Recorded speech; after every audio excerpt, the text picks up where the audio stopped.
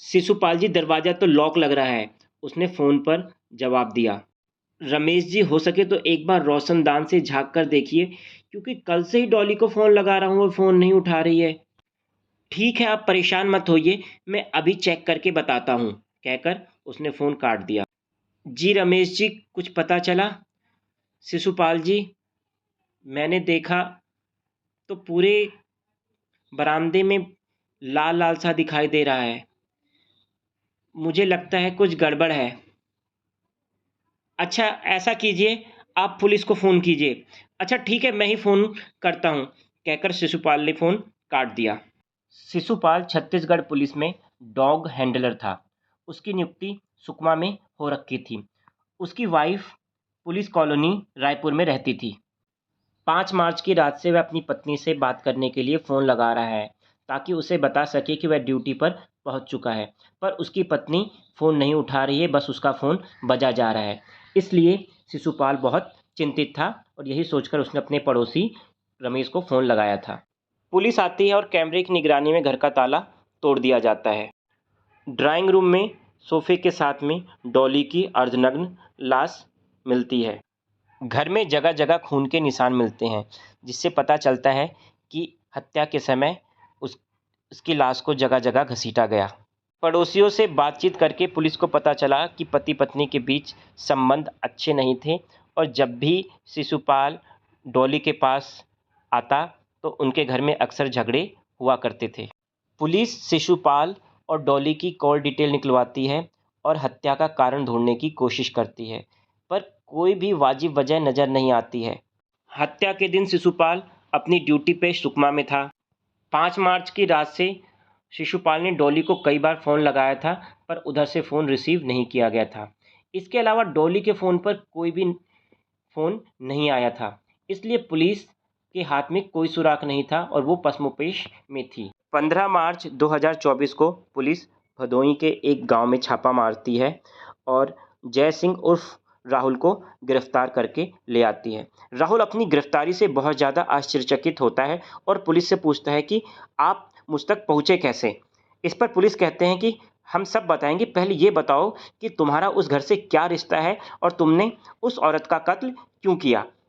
राहुल अपनी कहानी सुनाता है। डॉली से मेरी मुलाकात टिकटॉक पर 4 साल पहले हुई थी। मैं टिकटॉक पर अपनी वीडियो बनाया करता था। मैं मुंबई में रहता हूँ और वहीं से टिकटॉक बनाया करता था। साथ में मेरा काम इलेक्ट्रीशियन का है। डॉली भी वीडियो बनाया करती थी और हम एक दूसरे की वीडियो को पसंद करते थे। बाद में हम एक दूसरे की वीडियो को मर्ज करने लगे। वहीं से हमारी बात शुरू हुई और धीरे धीरे वो बात प्यार में तब्दील हुई।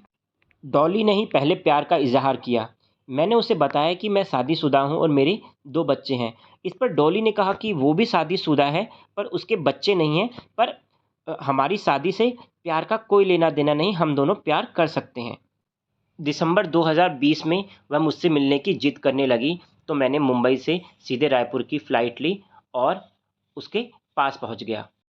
उसने बताया था कि उसका हस्बैंड पुलिस में है और दूसरे डिस्ट्रिक्ट में ड्यूटी करता है, लेकिन वह पुलिस कॉलोनी में रहती है, इसलिए जब मैं उससे मिलने आऊँ तो कुछ उपाय करके आऊँ। लिहाजा मैं एक डिलीवरी बॉय बनकर उसके पास पहुँचा और कोई भी मुझे पहचान न सका। तब हमारे बीच में पहली बार फिजिकल रिलेशनशिप बने और हम दोनों बहुत क्लोज आ गए।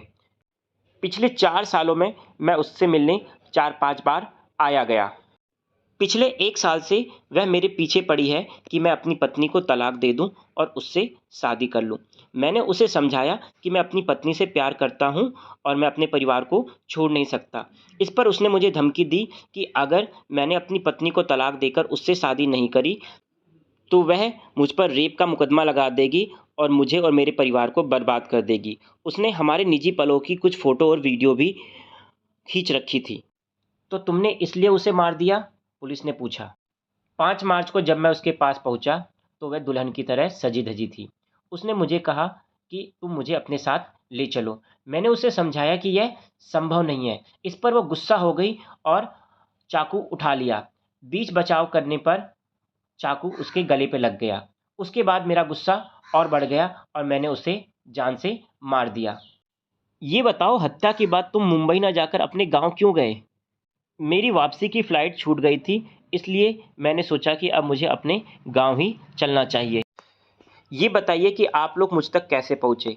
मैंने तो उस रोज़ उसे कोई फ़ोन भी नहीं किया था। हम लोग तो केवल इंटरनेट कॉल पे बात करते थे। आइयो ने उसे एक हवाई जहाज़ का टिकट दिखाया, मुंबई से रायपुर। टिकट देखकर वह चुप हो गया।